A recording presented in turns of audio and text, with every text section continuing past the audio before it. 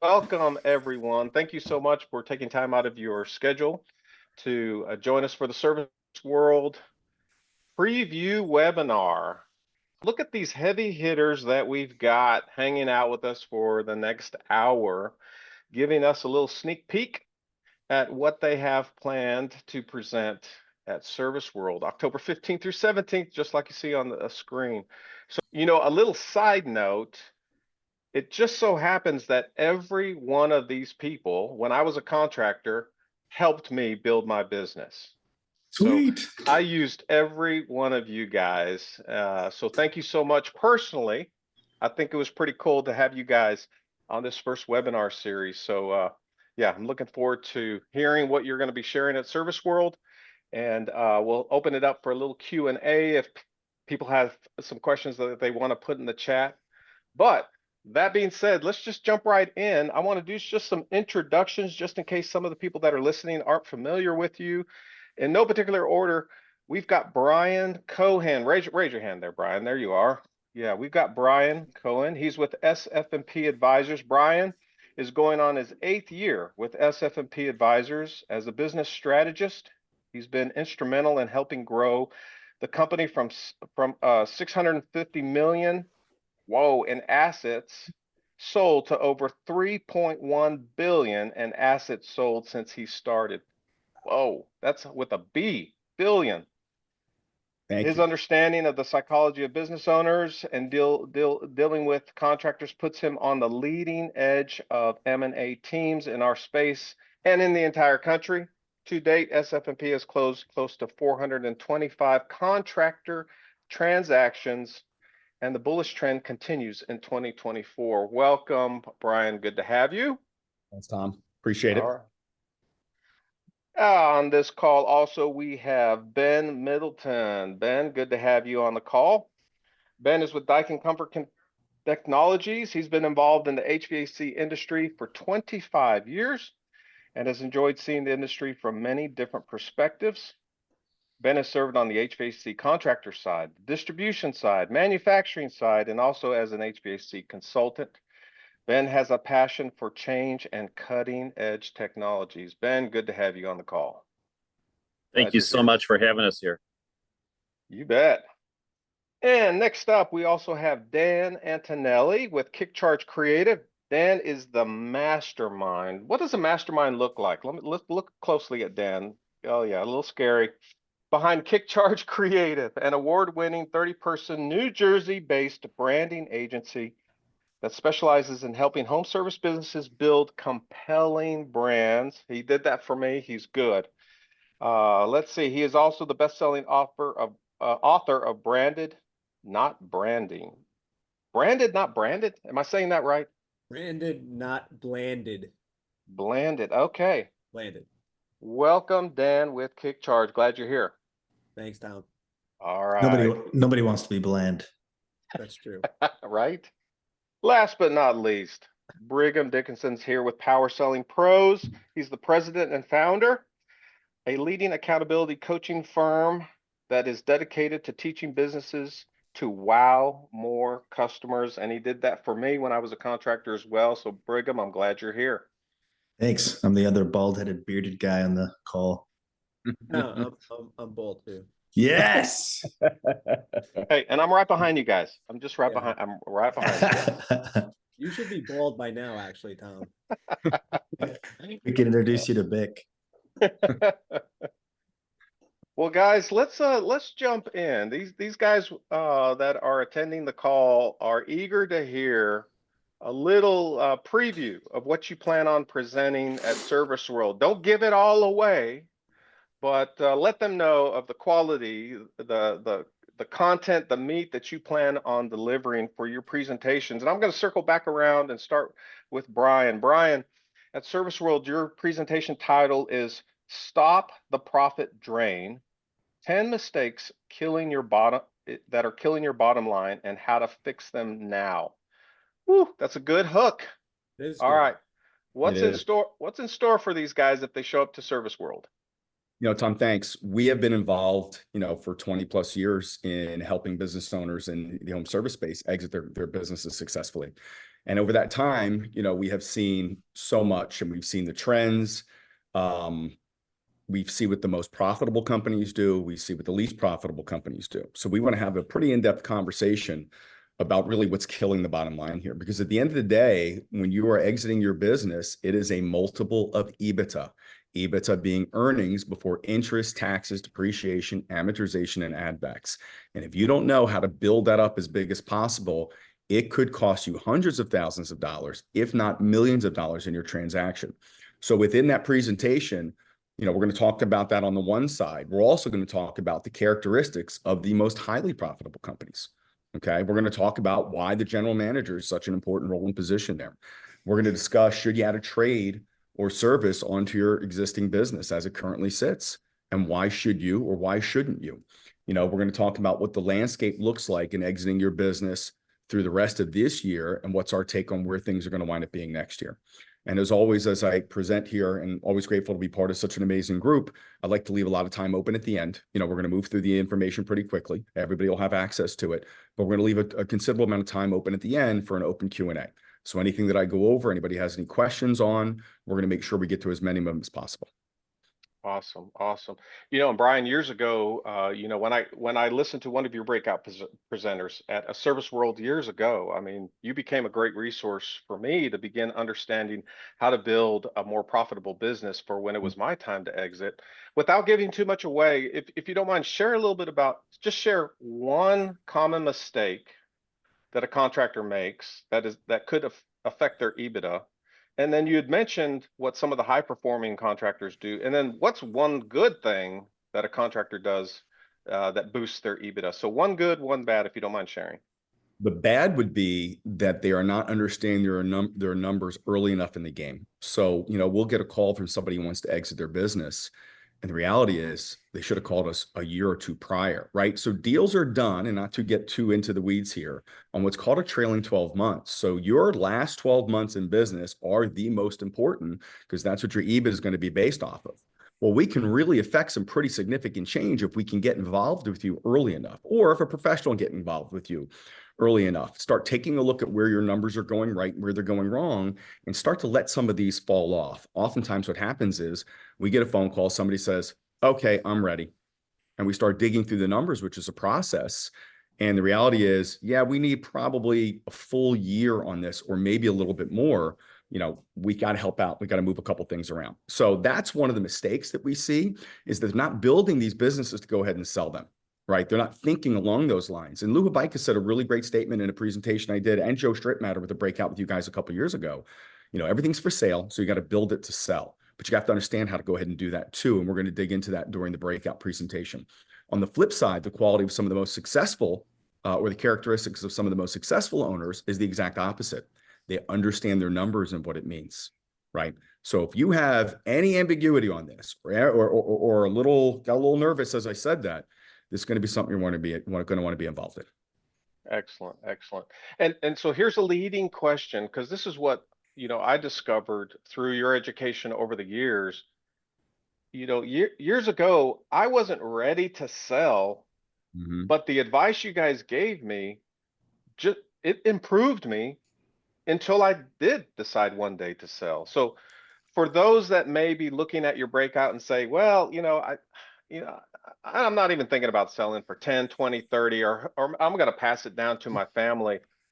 Would it still, the best practices, are they still relevant even if they have a horizon, or maybe even no horizon, to execute a sell year from now? Of course. I think it goes without saying, you're running a business to be profitable, whether you're going to sell it or whether you're going to keep it. At the end of the day, you're going to be running checks out of it for yourself and your family. So you want to be able to maximize what that looks like, whether that's just to take care of you, or whether that's to take care of other employees, or, you know, listen, we've done some transactions with some SRT folks, you know, and they like to do a lot of tithing. Okay, they did very well in the transaction. They had a lot more to be able to go ahead and gift away. So there's a lot of reasons for you to want to become profitable. Excellent, excellent. Love it. That's good stuff. That's good. Hopefully you guys got a lot of nuggets there to look forward to attending his conference coming up. I'm going to flip it over to Ben. Ben, you ready to be on the hot seat? Absolutely. All right, I am looking at your topic here. It's profit on purpose. Entrepreneurs start business to excel their expertise, but 90% fail within 5 years due to stress. Good hook, good description. Sounds like there's going to be a lot of benefits to attending your conference. Expand on it, but don't give Yeah. everything away. Absolutely. It's a huge topic, but when we talk about it, there's an old Spanish poet that actually wrote a story called The Exactitude in Science, and it talks about this cartographer or map maker. And the map maker sets out to make the absolute perfect map. And what that cartographer does is he looks at the whole entire empire, goes to the king and says, hey, I need funding. I'm going to make the perfect map. And he starts to build the map out, and he decides in order to do this, he has to look at the details of every home, every bridge, every river, every mountain, all of the landscapes, everything that's out there. And he ends up building a map that is 1-to-1 scale. And so he actually ends up rebuilding the whole entire empire right next to the empire in order to build the perfect map. The problem with that and the challenge that you have is it would take a lifetime to do that. And that map really isn't usable. It's not something that you can actually pick up and help you get to where you're going. And I think the biggest challenge that contractors have in business today is we're trying to perfect everything. We're trying to make everything perfect, and that prevents us from taking action. Profit on purpose is all about taking action within the business. You don't have to have the perfect plan, but you do have to understand, where am I going to get my leads from? And you have to go ahead and take action on that. And there's some great people that are on the panel here that can help contractors make sure they get that plan together, but they do have to pull the trigger. They got to take action. They have to do something. Next thing, that they have to make sure when the leads come in that they have a great plan in place for converting those leads. And again, there's some great people on the call that can help, but you got to take the action. You got to pull the trigger in order to make that happen. And then when you get in front of the customer, you have to have a plan on how you're going to identify all of the challenges that they're having, provide the right solutions to them, make it affordable for the homeowner. How am I going to keep that customer for a lifetime? And eventually, what is my overall strategy as a brand? What customers am I going after? What am I doing? You're never going to have a perfect plan. But if you take incremental steps every single day towards achieving those goals, and you make profit on purpose, you'll be far better tomorrow than you were today. And you'll be far better the next day, and far better the next day after that.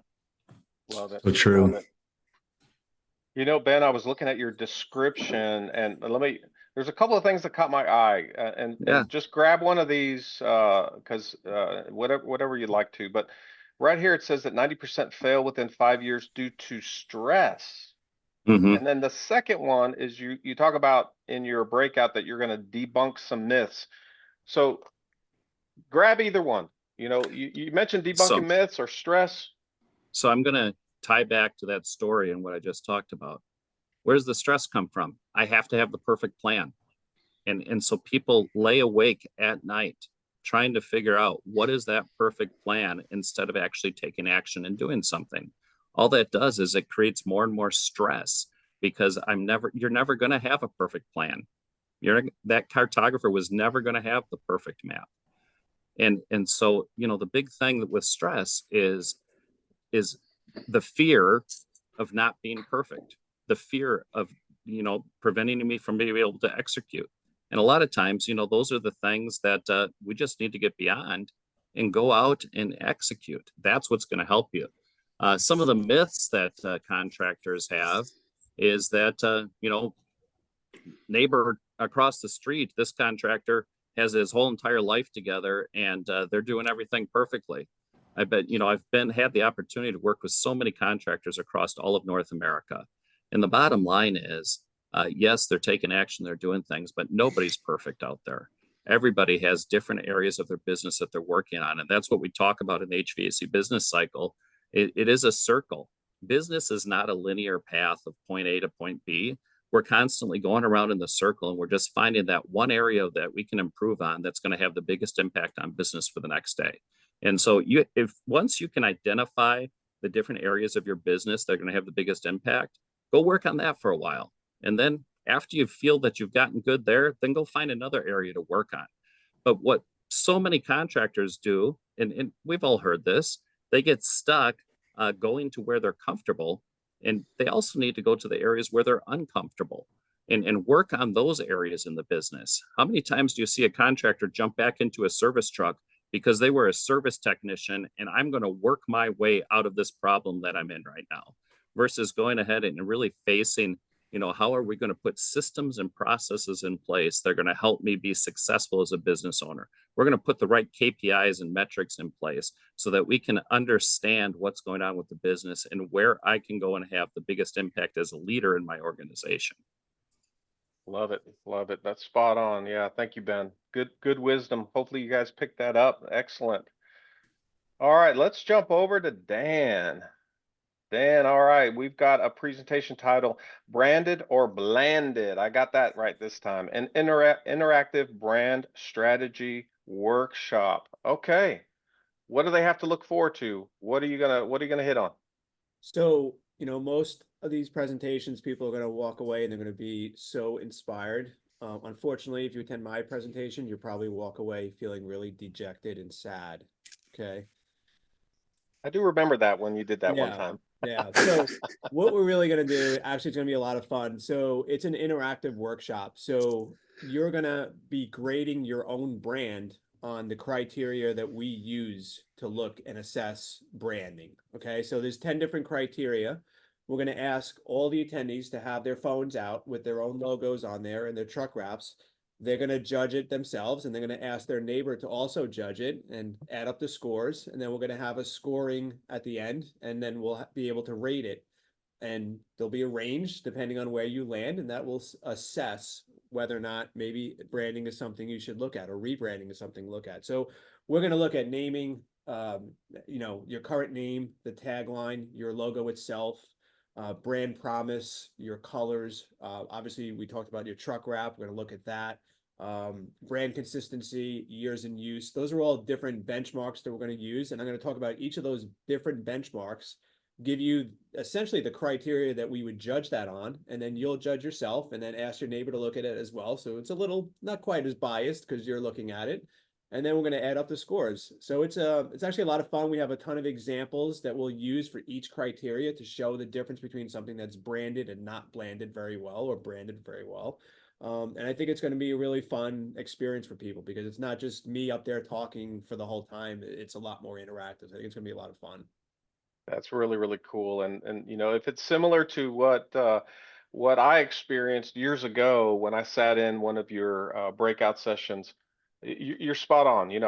I remember being excited about learning, and then when I saw how far I was away from the best practices of good branding, Dan, I was sad and I was mad. You made me mad, Dan, but Yeah. it worked. It worked because I realized at how much it was affecting, my company, and the fact that I wasn't following best practices. And so that's going to be good.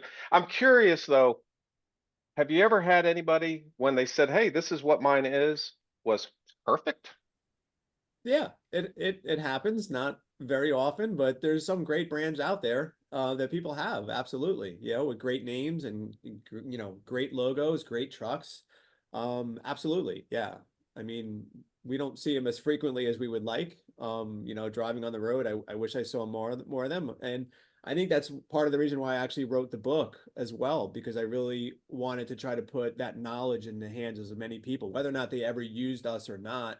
I said, let me just try to basically dump as much information that I've learned over the last 25 years about branding home service companies, and give people the tools. Because I think the other thing is, you just don't know what you don't know. So when you start your company, you don't know what's important for naming. Like, maybe you say, I'm going to name it after myself, or I'm going to name it after my initials. And these are all obstacles that you created from day one that could have been avoided if you knew more about naming, as an example. But most people, there's not a resource to study these things and say, what should I do on day one of starting my home service company? Well, one of the most important things is, what do you name the company, right? So a lot of those things really, mirror what I talk about in the presentation, and that mirrors what's in the book as well. So I think there'd be a lot of good information and good insights. And even just the idea and the notion of who are we designing a brand for? Like, because it's not about what you like personally, generally speaking, as the owner, it's about what Mrs. Jones like and how does the brand appeal to her. Gotcha. Gotcha.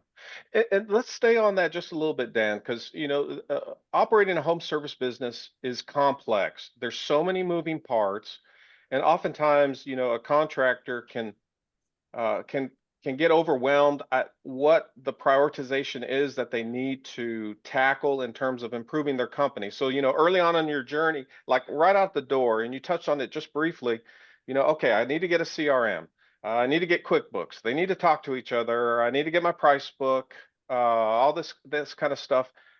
Where do you see making sure their brand is firing on all cylinders? Where do you see that in terms of the prioritization of what they need to work on? Is it midway through, like from 0 to 3 million, you need to get that dialed in tight, or wait till you're 3 to 5 million, or right out the gate? As early as feasible. Certainly if you're bootstrapping, sometimes it's hard to invest in branding because it's not something that is the most important priority really at that second, but you have to understand how branding is going to affect everything else that you're doing. So your marketing spend is going to be affected by your branding. Your close rate will be affected by your branding. Your booking rates will be affected by your branding. Your average tickets are affected by your branding, right? So all these things play such a important part of the branding mix that if we can make sure that that's foundation is solid, all those other pieces are going to perform much well, especially when it comes to even just average tickets. Like, it's a huge piece of the puzzle is what the customer perceives to be the value that you provide. And if they don't Yes. perceive that you're going to provide an amazing experience, an amazing service, and they're getting a lot of that from just what you're presenting them, whether it's the truck, the uniform that you're wearing, the website, the social media voice, all those things are speaking about, what do I think this experience will be like? And that's ultimately with branding, we're just trying to essentially do as much as we can to control what Mrs. Jones believes the experience will be like if she hired you. That's the end of the Gotcha. day. That's really what we're trying to do. So if I can have her believe that the experience is going to be amazing, and the reality is most home service companies provide an amazing service, they just don't look like they provide an amazing service. So what if I could get you to look as good as you are in the service that you provide? Then you see everything change with all those things I mentioned before. Awesome. Awesome. Good stuff, Dan. Thank you. Appreciate it. All right. Brigham, are you ready? So ready. Man, I am looking at your title, How to Turn Your Call Center into a Profit Center. And as a former contractor, profit is music to my ears. All right. Share a little bit about what our attendees to Service World are going to be able to learn from your presentation. Yeah. So I usually like to start out asking a question that goes something like this. Guys, who do you think is the greatest salesman of all time or the greatest salesperson of all time?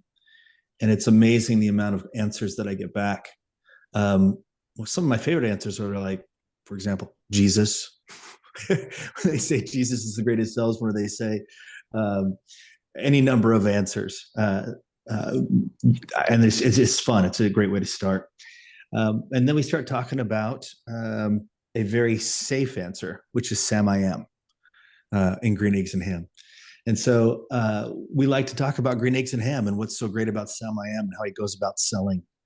And the purpose is to help people realize that your CSRs just don't answer the phones. Your company could go out of business with them just answering the phones. Instead, you need to help them realize the intricate role they play in your selling process. Mm. And once they realize that, the next step is to help them have the same mindset that, say, for example, Sam I Am has. He has the right mindset, and he knows he owns his process. And with a CSR that has the right mindset, owns their process, boy, you're going to have somebody who is absolutely emotionally engaged in what they're doing. And so that's the goal with my time at Service World is to give them a set of tools, give every attendee a set of tools that they can take to help their CSRs have the right mindset, own their process, and not just book calls, but wow customers and make sure that they're the only ones going out to customers' home. So armed with this tool set, they're going to be a whole lot more successful and, of course, a whole lot more profitable. Man, I love it. I love it. Now, if I was sitting in your breakout, Brigham, And afterwards, I pulled you to the side and I said, "Hey, Brigham, not only do I want to transform my CSRs, but I also want you to be my workout buddy. I want you to teach me, how do I get buff like Brigham? Would you be willing to do that?" Yeah, it's funny that you bring that up because I was in Bend, Oregon a few weeks ago, and we ended up getting up at 5:30 in the morning, did a workout, then did a cold plunge in the river, and then trained CSRs all day. We did that for 2 days straight. It was awesome. So it's an answer you probably didn't expect, but yes, I'll absolutely help you. I liked work everything out. except the early hour and the cold plunge. It's fun. Hey, so Brigham, circling back to CSRs, have you found that not only do you get better results from the calls and from the conversion rate to a book call and the average ticket, but talk a little bit about some of the ancillary benefits of the fact that a contractor, by giving them additional training, how that helps the culture within the CSR department, the morale. I certainly saw that on my side working with you guys. Talk a little bit about how that can help. So it's funny that you bring that up. I was at an event, and a gentleman by the name of Chad Simpson basically stood up after we were done, and he said, the one thing that this breakout has helped me understand is that I do not give my CSRs the same attention I give everybody else. I give technicians a lot of attention. I give comfort advisors a lot of attention. I'm constantly looking at my P&L. I don't give my CSRs the attention they deserve. And he said that from this day moving forward, that's going to change. And so my hope is to help those who attend realize that a CSR department is probably your most neglected department.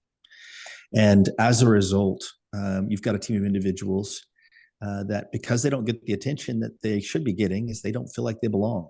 And when somebody doesn't feel like they belong, they don't perform at a very high level. And I would say that people in general, especially those in the workplace, have a tendency to be more depressed than they've ever been before. And here's what I mean by that. They have more debt than they've ever experienced before. They marry later on in life. They're less religious, and they don't participate in social groups. And so because of all these factors, they combine to basically create a very depressed person. And when somebody is depressed, they don't look within to start. They instead point the finger at everything outside of them. And quite frankly, the workplace could be one of them. We need to eliminate that as a possibility. And so how do we do that? What we do is we teach them a set of correct principles that will help them perform at a high level at the workplace, but we'll also help them as individuals outside the workplace. That way they realize that this work environment is actually an outlet for them. It's a place where they want to come. Instead of it being Happy Friday, it's Happy Monday, right? Hopefully it's Sucky Friday because they have to go home for the weekend. But your goal is to create such an amazing environment that they feel happy and want to perform at an extremely high level because they're emotionally engaged in their work. Man, I love it. I love it. That's spot on, Brigham. Thank you for sharing that on a little bit deeper level. Yeah, that's so true. All right, I'm going to circle back around. Hopefully our audience here had some good ideas of what they're going to cover, man. I think you guys are all going to deliver some great meat, just giving us a little bit of preview that you did. I'm going to circle back around. I'm going to try to put you guys on the spot. I'm going to ask you some tough questions that the audience may want to hear. So, Brian, I'm going to put you on the spot. Thanks, What's Tom. going on with PE? Are they here to stay? Are they dying? Are they going away? What's it look like next 1, 2, 3, 5 years? I hear, people love PE, people hate PE. What's going on? Give us the skinny. They're not going anywhere. This game is going to continue on and on and on. The multiples will go up and down, and I think where people get stuck in deciding to go ahead and make a deal happen is they keep referring back to 21 and 22, just aberration years where the multiples were the highest we have ever seen, regardless of the size of your business. And since then, with interest rates have gone up, businesses have not grown the same way they did in 21 and 22. The multiples have come down a little bit. So everybody's, when I have conversations, I keep hearing, well, we're going to wait till this comes back. And I said, you're going to wait for COVID to happen again? Like, you have to understand what truly went on during COVID. We didn't know if we were ever going back to work. You were working out of your house. You were running your systems in your house, what, 3 times more than you were from before, which is going to create a lot of opportunity when you own an HVAC business anywhere, right? People's phones are ringing off the hook. Everybody had a money tree in their backyard. Interest rates were what, at 0. The government was sending out checks. Manufacturers had all kinds of programs to get folks to go ahead and buy new systems. There was a lot in play to be very successful during that time period. That is now behind us. You have to go be smart again. You know, I'll reference Ken Goodrich. And I was in many, many meetings with Ken, private equity meetings. You know, we did a symposium up in New York several months ago. And I've heard Ken say this time and time again. Everybody's a genius when there's a bull market, right? The real genius comes out in the bear market. And I can't tell you if we're going to be in a bull or a bear. Everywhere around the country is a little bit different. Some guys had a great summer. They're geniuses. Some guys didn't have a great summer. They want to, you know, want to hang themselves. But the smart business owner that understands their numbers, that trusts in their numbers and understands the long play, time and time again, is simply getting more successful than running their business by this emotional roller coaster that peaks in the summer, drops back off, you know, for a shoulder season, then they gear back up for a heating season. So they're going to be here for quite some time. And by the way, you know, I had a really good conversation, Tom, and I mean to go on a side note with Peter, you know, Galenico from there, when we were in Reno. And Peter would say, you know, we sat down and looked at some of these numbers to put things in perspective. If you really want to take 21 and 22 out of play, if you want to compare your 23 numbers to anything, compare them to 2019. That was like the last normal year before the insanity hit. And now look at 19, 23, 24. Are you still moving up and to the right? Then you're doing some darn good things. And if you've been a little bit flat, that's okay too. If it's come down, you got to figure out why. And listen, you got some great people sitting on this call right now, this webinar, that can help you out to do those things. Plus all of the resources that Service Roundtable makes available to you, right? If it's not coaching, daily calls, A/B groups, mentorship programs, all of this, to be able to have these conversations with peers that have gone through the exact same thing that you have gone through. The point is, there's so many resources available for you to go ahead and be successful that if you're not getting where you need to be and you're not taking advantage of these resources, it's your business. The buck's got to stop with you. You got to make some decisions to want to take a step forward, as uncomfortable as it may be to admit that, hey, maybe I am not the expert. And there's plenty of folks around you to go ahead and help you out with that. Man, that's good stuff. Good stuff. Hey, Tom, can I piggyback off of that real quick? Please. Side note, Brian is so right. Love how we have to be smart now. I love how he said that. You just got to be smart now. You got to play it smart. The most important, look, cat's out of the bag in this industry. It's a great business. Reach it. That's why PE groups are never going to go away. It's a great business. It's a great way to make money. That being said, you got to do exactly what Brian tells you to do. In fact, Ben alluded to this as well. I realized that with a lifestyle business, you make net 50,000, 70,000 a month. It's exciting. It's great. It's wonderful. Right. And it may be enough for you, but to pique the interest of PE groups, you've got to focus in and hone in on that. Right. When I had somebody challenge me and say, Brigham, this is a good business for you, but if you want it to be a good business for anyone else, you've got to focus in on that net. And they gave me a number. They basically say, look, you've got to be at 135. As soon as I got that number, I had something to shoot for and I went for it, right? 50, 70, no big deal. It doesn't matter. I write myself a check every month either way, but it's not for me. It's to make it great for everybody else or for anybody else that should be interested. So you need to focus in on that number and make it as high as you possibly can each month. And that's how you pique the interest of these PE groups. Love it. Love it. Brigham, thank you for jumping in. That's awesome. Yeah, you're right. Ben, you ready for me to put you on the spot? Absolutely. Always. Absolutely. Oh, wait, Ben, sorry. All right, Dan, you can take all my questions. That's perfect. Yeah. I'm going after you. I'm going after you too, Dan. But Ben, okay. Let's look at the glass half empty with all this change in the HVAC products. Half glass empty.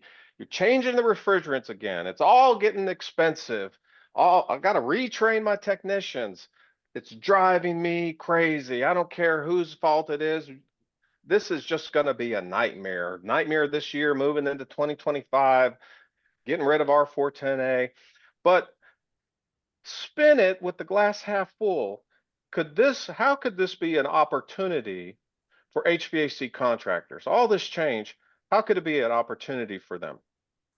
You know, that is my favorite topic of all time. I love change. And, you know, I can say that with absolute sincerity when I say that I love change. But I will tell you, most human beings are not comfortable with change.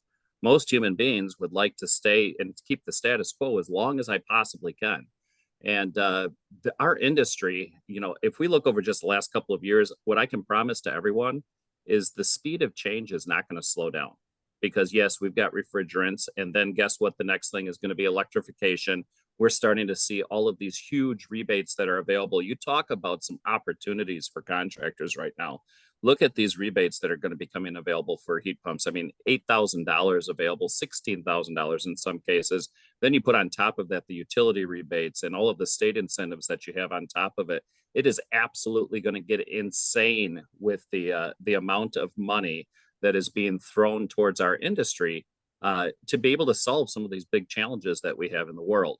And so, you know, as I look at it, what I say is we are approaching within our industry this state of perpetual change where we are always in this constant state of change. How you deal with change is important. You have 5 choices, really. I can avoid the whole entire concept of it. And I can say, you know what? I'm not going to change.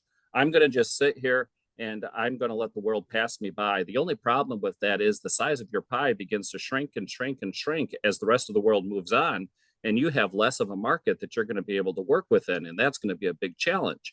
Okay, so what if we say the pie is going to stay the same? I've got 3 choices there. I can compete against it as much as I want, and I can say I'm going to win, and I'm going to prove why my way is the right way to go. And that may work for a while. I can get into a compromising mode where maybe I'm going to say, you know, I'll do this if you do that. And so we kind of push back with our inspectors, we push back with our distributors, the manufacturers that are out there, we push back with the homeowners that are out there, or we can accommodate and we can just get ran over by all of this change, which, you know, that's not a good plan either. Or we can get into the collaborating space where we really truly try to find that win-win-win. How do I win for the homeowner? How do I find a win for my distributor, for my manufacturer? And how do I find a win for my business, for my employees, as Brigham talked about? You know, how do I make this really the best place in the world to work? And that will actually expand the size of your pie. There are so many opportunities in our industry that are coming right now. When you take a look at the, you know, people want to be able to have their systems connected to the Internet of Things. And, you know, can I get diagnostics back right now? That's completely changing our industry. But with refrigerants, you know, the good news is it's really not that big of a deal. Going from an A1 to an A2L, I hear all kinds of myths, and we don't have time to go into all of the myths and the fiction that may be out there around it. What I can assure everybody on the call is no, we're not going to propane. We're not going to an A3. And so, I mean, but I hear contractors literally saying that right now. We're switching to propane. There is no propane in any one of the options that are out there. Yeah. You know, I hear people saying things like, you know, people are concerned about the safety of this. But when you really start getting into the science of it, this has been around since 2012 globally. And there's not a single instance that I've heard of any property damage, fatalities, or injuries due to A2Ls being used. There's over 230 million units installed with R32 in them across the globe right now. And more are being installed every single day. And so the difference as far as installing, there's a couple of changes, but there's also great opportunities in changes in training today. You look at some of the great innovators that are out in our space right now, like Interplay Learning Solutions, and what they're doing to make on-demand training available for technicians. You take a look at what companies like XOI are doing right now in tech enablement and utilizing the power of AI to put workflows together to help people succeed. There are so many great solutions that can really empower a young technician and close that skill gap that we see in the industry right now. I will tell you, I am so excited to see where this industry is going to be in 4 or 5 years, because not only is our industry changing, but technology is changing at a breakneck speed. And with all of these tools, It is going to make our industry better for the end user. It's going to make our industry better for the distributor manufacturers, better for the contractor, and better for all of the employees that are working for those contractors. So I see a lot of hope and excitement with all of the change, as long as we're willing to embrace it. Man, that's good stuff, Ben. And I feel like you should be a motivational speaker too, man, on top of, an industry expert. Good stuff. Hopefully people could see what you said in terms of the glass half full instead of the glass half empty. That's really good. Okay, now, Dan, are you ready for me to put you on the spot? I'm ready, man. Okay. Years ago, you had to deal with me with the rebranding, and I'm thinking, how do you handle hard-headed contractors? How do you handle contractors that are scared to death on doing what you know is the right thing? And maybe you convince them that, okay, yeah, but they're scared, or they could have been like me where they're trying to tell you what to do. Hey, I think you need to do this where you are the expert. So talk a little bit about how do you handle some of the tougher contractors when it comes to such a big change like rebrand? Yeah, I mean, when we rebranded you, it was probably one of the, most awful experiences we've had in branding. No, I'm just kidding. Hey, I'm right here. No, I mean, we do the best we can to arm them with as much information about why we're recommending a certain path, and I think the important thing is for them to also understand that sometimes it's not as much about what they like as it is about what Mrs. Jones likes and how the brand will appeal to her. So we do the best we can to give them as much information about, in our experience. And, obviously we've got about 2,500 brands under our belt. So it's not like we just decided to start doing branding for home service. And we've seen things that work and things that maybe don't work as well. And we're always going to advocate for your best interest. Sometimes that means telling you something you don't want to hear. And some owners are resistant to that notion. But I would say the most successful ones that we've done sometimes almost never saw the light of day because they were scared. And I understand that. I get the apprehension and the fear of that change. But I can think to so many brands that almost never made it to the light of day that became some of the most, well-known brands that we've ever done, like Gettle and A1 Garage and Eagle Plumbers, some of these really big companies. And they had the same fears, and you kind of have to just at a certain point say, you're the expert. We trust what you're saying to do. I think also too, one a common error you see is owners try to get a collaborative environment to agree on something like this. So they get, all their employees, they post on Facebook and they're trying to get a whole bunch of feedback. And that really, a lot of times short circuits the whole process because it's very difficult to get a consensus on something like that. I think some of the most successful brands we've done with owners sometimes are decided very, very quickly with not a ton of people involved in that decision-making process. And sometimes too, when you're seeking feedback like that, the people that you're asking don't understand the whys behind the design and also how that brand is going to extrapolate into a larger brand story. So they're judging it sort of like a book by its cover instead of really understanding deep down how that's going to go. So it's definitely a challenge, but we have your best interest at heart when we do brands. I'm not someone that's just going to cash a check and give you something you ask for if it's not something I believe you need. Man, that's spot on, Dan. Yeah, and I've said it before, but I'll say it again. When I went through the process, you guys were patient with me, but you were candid and you had direct conversation. Direct conversation saying, "Hey, listen, this is why we need to do what we need to do." And I'm glad that was able to get through my thick skull. We're able to do something pretty cool with you guys. So yeah, you're right. And I made that classic mistake that you had mentioned don't do, which is I told my whole service department, hey, what do you think? Yeah, I agree. Don't do that. Work directly with you guys. Don't collaborate to that degree. It can backfire like it did on me too. Appreciate that, Dan. Brigham, you ready for a curveball? Sure. Okay, so you're working your magic, transforming CSRs, implementing best practices, but there's probably going to be somebody that doesn't get it or pushes back. How do you coach an owner that's trying to move their department to the next level, but there may be that one or that two that is just like, I ain't doing it. I'm not doing this stuff. Those are my favorite. How do you handle that? Yeah. So again, if they realize what's in it for them, to a certain extent, everybody needs that, right? What's in it for me? If I do this, what's in it for me? And in fact, there was a question that somebody posed in the chat box on this webinar. If I've just got one CSR, how can I really move the needle that way? And it's kind of the same sort of question, or at least my answer is the same. If you can give them a way to control their own income, you're going to be surprised at how they use this set of principles to create a wow experience for the customer. Look, this is emotionally exhausting to follow on a regular basis, 8 to 10 hours a day. I can understand where those one or two employees are coming from, right? I'm asking a lot, right? I'm asking them to actively show the customer that they're listening, actively show them that they care, reassure them that they've called the right place. I'm building value before I present a dispatch fee. It's exhausting. It's a lot. The question is why? Two reasons why. Number one, if you follow this process, you're going to connect with the customer on a high level.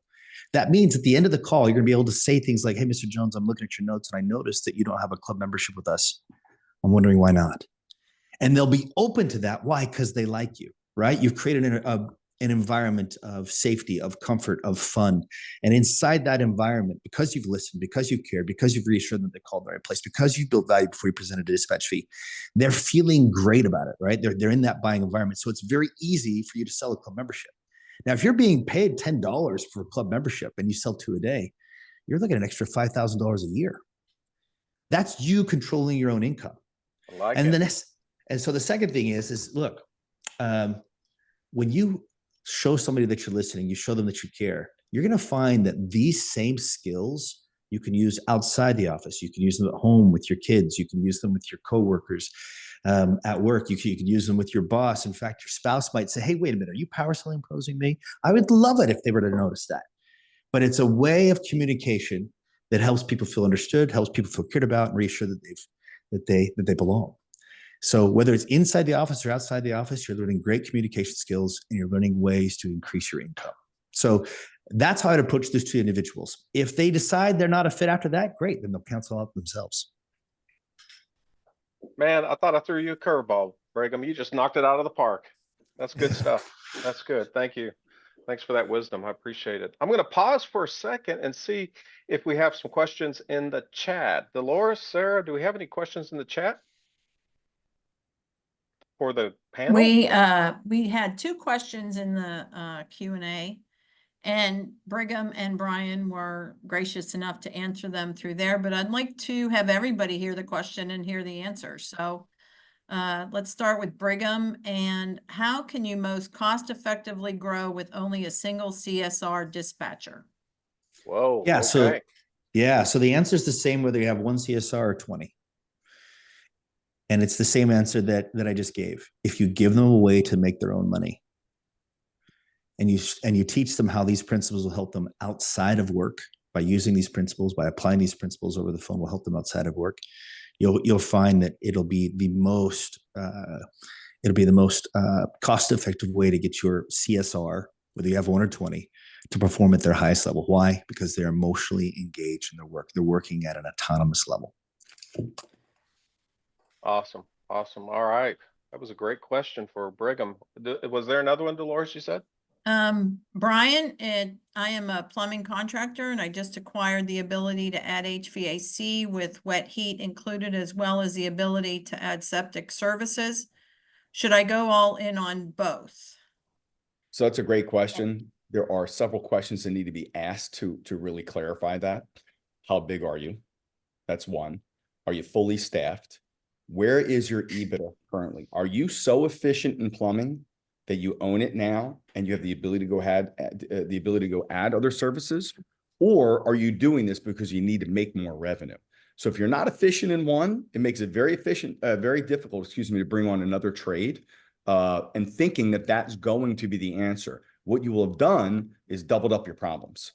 So again, not knowing some of your numbers or where you're at makes it a little bit challenging to answer the question. I did throw my phone number in that chat, so feel free to shoot me a text. Let's set up a call and have a conversation offline so I can get some more clarity or a little more understanding of really what's going on. And then that'll kind of define out what the answer looks like. But from everything I've heard and what we've seen, if you are not maximally efficient in the one trade, it is very challenging to start to bring on another one. You're gonna double up or triple up on problems. Good stuff. Good stuff, Brian. Thank you. You're welcome. Okay. We've got 7 minutes, and man, I feel like we could talk for hours. This is really good stuff. We got some really good heavy hitters with us sharing awesome nuggets. But Rob, just some questions for everybody. You just jump in, okay?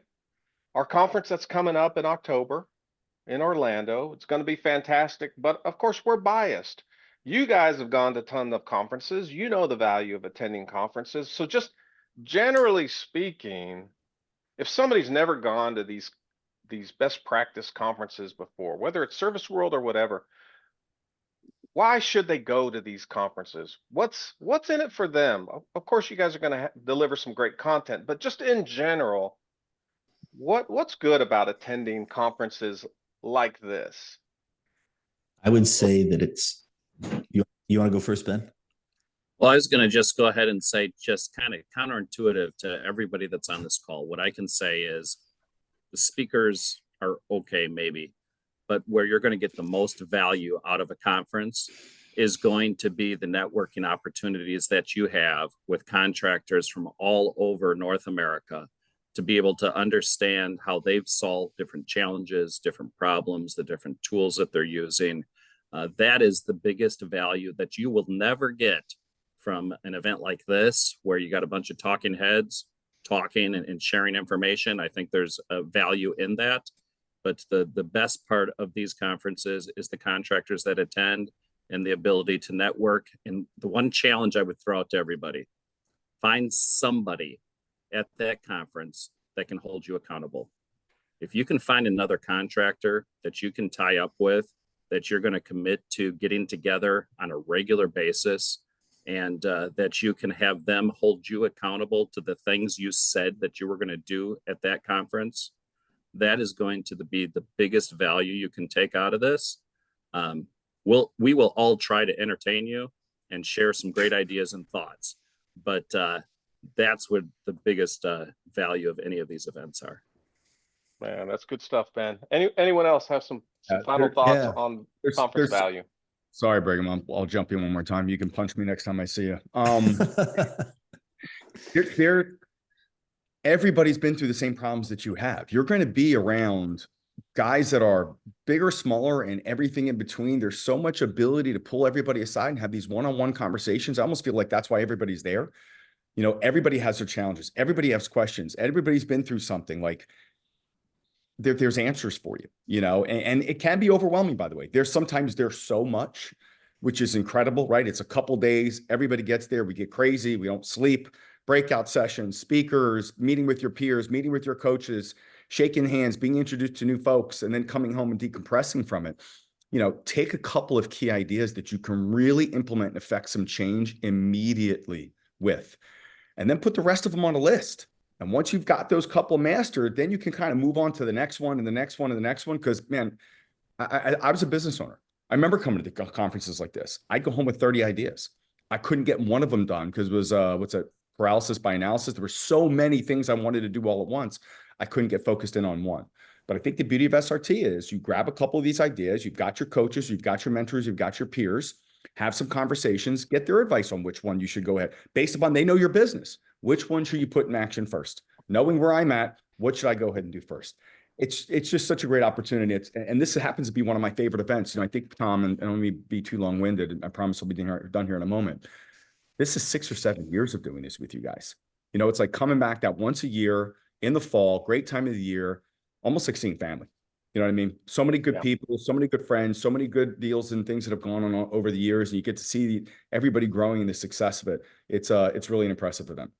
One that we obviously we don't miss. Appreciate it, Brian. Yeah, that's good stuff. Brigham. Dan, you sure you don't want to say anything before I mean, you guys are taking all my talking points, so just making sure. So I've got a great friend in Scottsdale, Arizona, and he runs an $8 million company. And we were having a really good conversation. And at one point he said, "Hey, Brigham, have I missed the boat? It just seems like everybody's so far ahead of me." And I thought, wow, how could you possibly feel that way? And of course, he started talking about the huge juggernauts inside his market.